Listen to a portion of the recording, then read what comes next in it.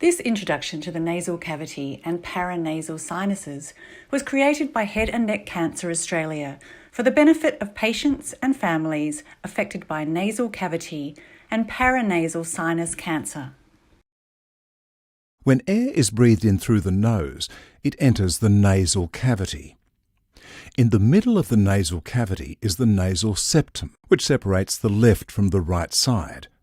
On the sides of the nasal cavity are special spongy tissues called turbinates. If they swell, it blocks the nasal cavity, making it hard to breathe, temporarily, on that side. The nasal cavity connects with the paranasal sinuses. These are air-filled spaces in the bones of the face.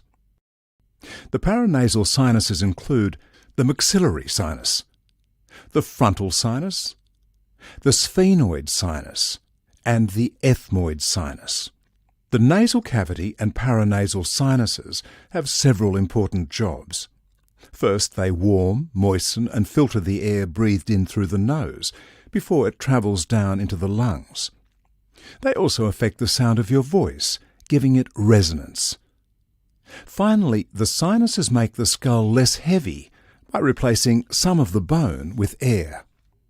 Cancer that starts in the nasal cavity is called nasal cancer, and cancer that starts in the sinuses is called paranasal sinus cancer. Nasal and sinus cancers can cause symptoms such as a blocked nose, usually on one side, and nosebleeds, a lump or sore inside the nose that doesn't heal, headaches, or a decreased sense of smell. If the cancer involves tissue near the eye, it can cause symptoms such as bulging of one eye, double vision, or watering of the eye. Swelling and numbness can also develop in parts of the face, especially in the upper cheek, where the maxillary sinus is located. Tumours here can also cause loose teeth in the upper jaw, a lump in the roof of the mouth or gum, or dentures to stop fitting well.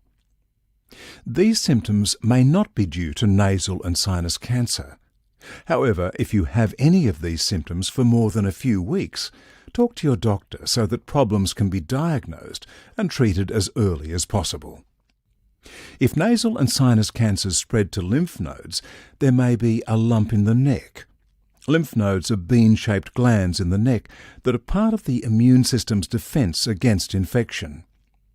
Nasal and sinus cancers are generally treated with surgery. Many patients receive a combination of treatments, including radiation therapy and chemotherapy.